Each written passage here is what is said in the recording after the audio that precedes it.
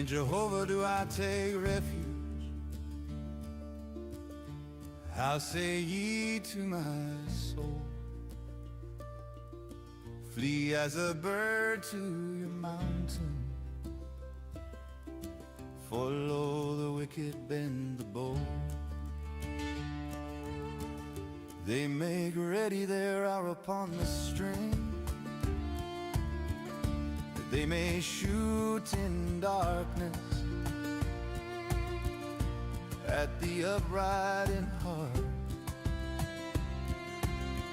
If the foundations be destroyed, what can the righteous do? What can the righteous do? If the foundations be destroyed, what can the righteous do? Jehovah is in his holy temple. Jehovah, his throne is in heaven. His eyes behold, his eyelids try. His eyes behold the children of men. Jehovah trieth the righteous, but the wicked is so hated, and him that loveth violence.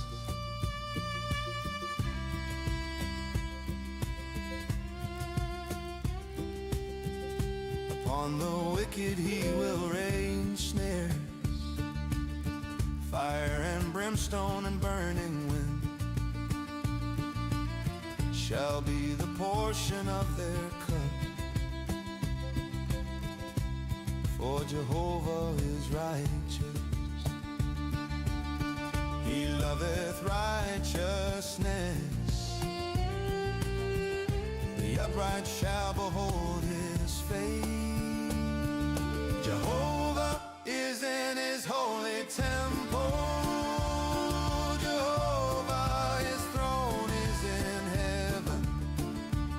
His eyes behold, his eyelids try. His eyes behold the children of men.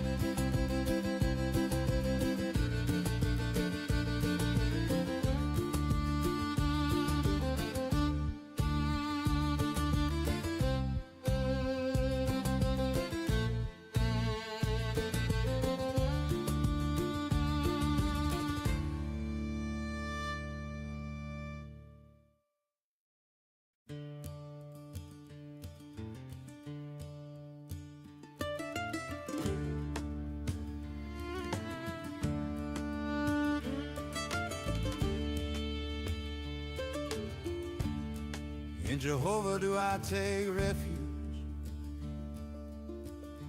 How say ye to my soul, flee as a bird to your mountain. For lo, the wicked bend the bow. They make ready their arrow upon the string, that they may shoot in darkness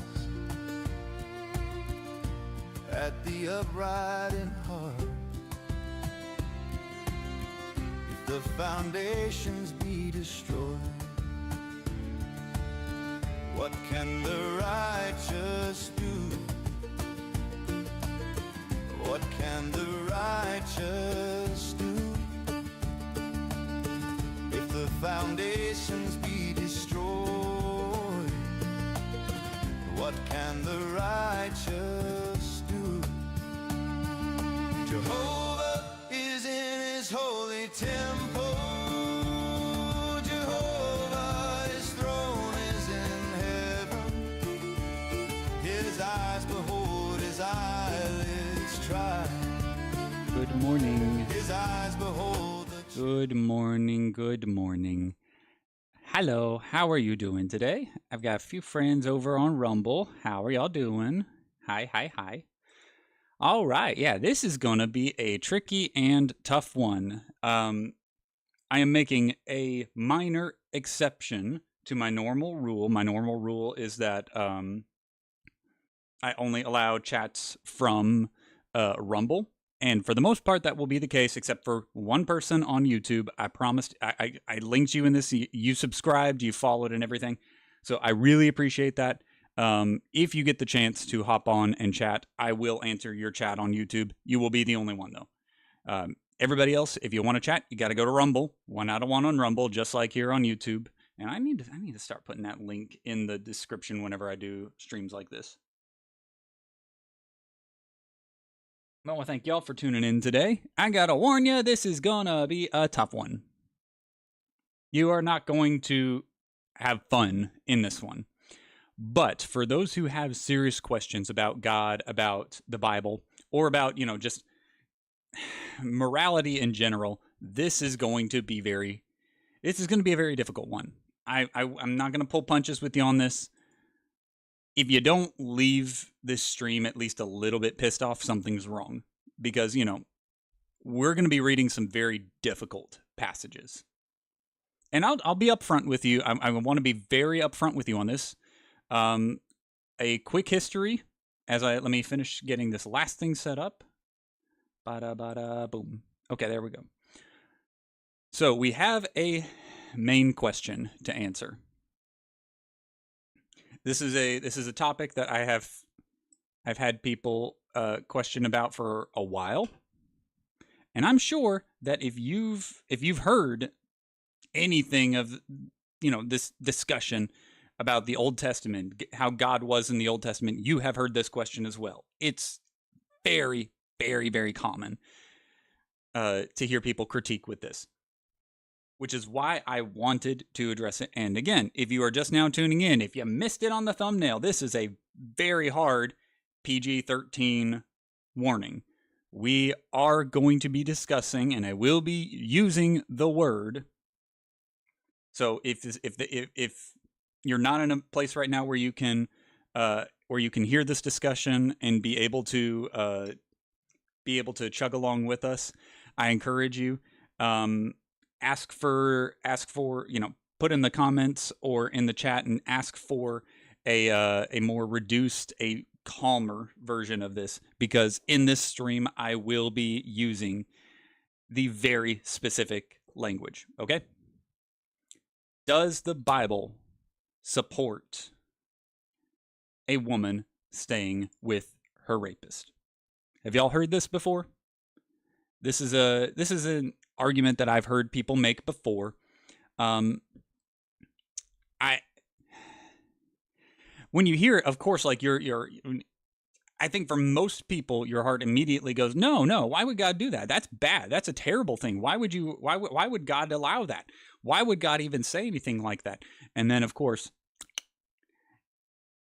sure enough, shortly after comes the pounce from people who are critical of the Bible. And like I said, this does not go to the one friend who subscribed. You came in good faith. I've had this conversation for a long time with people who did not approach it as a good faith argument. And so I've seen this pattern repeated a lot. Because the thing you have to keep in mind, like, think about your favorite period in history to study, for those of you who like history. Did anything happen during that period in time that, if you were alive during that day, you might not be proud of? Did anything happen during that time that, if you were alive during those days, you would hope that you would fight against? That's a big part of what we have to talk about when it comes to the Bible, because I know people say all the time, Bible's not a science book, Bible's not a history book. Well, it doesn't mean it doesn't have both of those things. It can have science and history while still being a holy book leading us to the knowledge of our Savior. It can still contain history. And the problem with history is filled with evil people who do evil things. And that's where we get this whole conversation from, because rape, sadly, happens. And as much as I know that a lot of people would love to see that we never have to deal with it again. We've weeded it out. We've trained it out of our children, and people know not to, and it doesn't matter. It's still going to happen. We can reduce the amount that it happens. We can provide better support systems, but it's still going to happen. You know why? Because people are sinful. People are evil. People are selfish. It's a reality of the world that we have to live in. I wish I could tell you otherwise, but sadly, that's kind of where we're at. So, with that in mind, does the Bible say that a woman must marry her rapist? There is a main passage that is used to describe this. There's one I will be covering today that people use sometimes. I think it's foolish to use that one. I don't want to say foolish. I want to say ill-informed. It is ill-informed to use the passage we are going to cover today to talk about this topic. Like I said, this is difficult. I kind of didn't want to do this. I was kind of trying to see if I could find a way to not do this stream today, because this is a heavy one. This is a heavy one for me too. Like, especially for people who have a lot of empathy, who are like, I don't want to think about these things, or like, I don't want to, have to answer questions like these for people that are genuinely hurting. But it's such a big question, and I've had youth group students in the past ask me about this. It has to be addressed. The passage that we're going to be covering today is in Exodus chapter 22. There's another one in Deuteronomy 22. I believe the number is correct off the top of my head, which I am still building my notes on. However, because it is the Deuteronomy one is probably the main one that is used, I want to be sure I've got my notes ready for it. The Exodus one's pretty easy for me.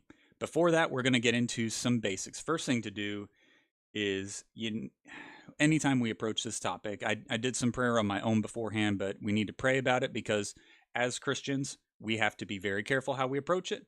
I want to make sure we approach it the right way. Let's take a moment to pray together. We'll come back and do it.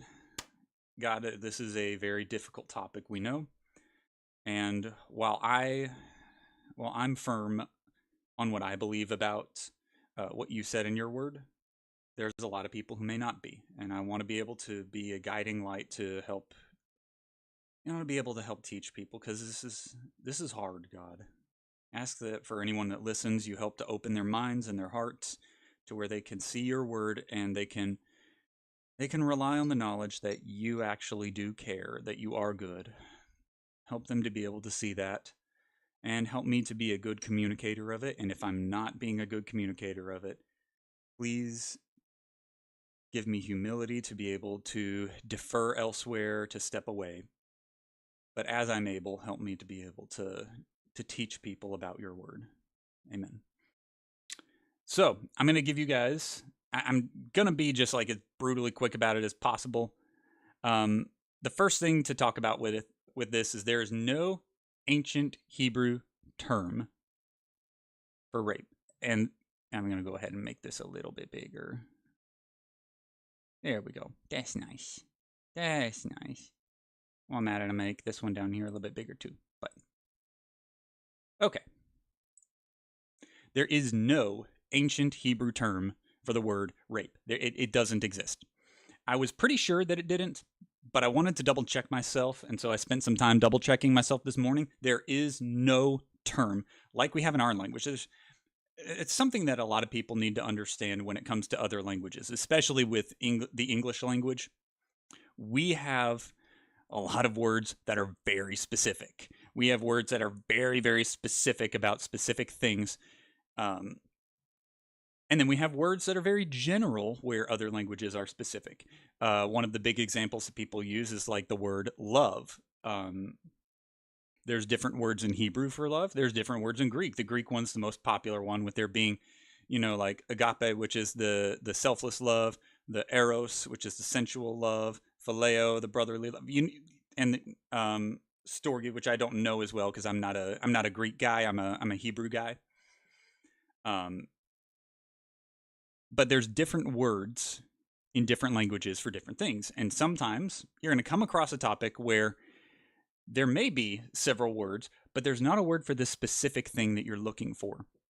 And so, like for us, we lump everything about love into one word, or we reduce it to like. Whereas there's different forms of love in different languages. Kind of the same thing here when it comes to the sexual relationship. There is no specific word that delineates between consensual and unconsensual. There's not. So, if that's the case, if we don't have a specific word we can jump to and say, well, this word's in this passage, this word's in this passage, then we have to understand what the passage is saying. What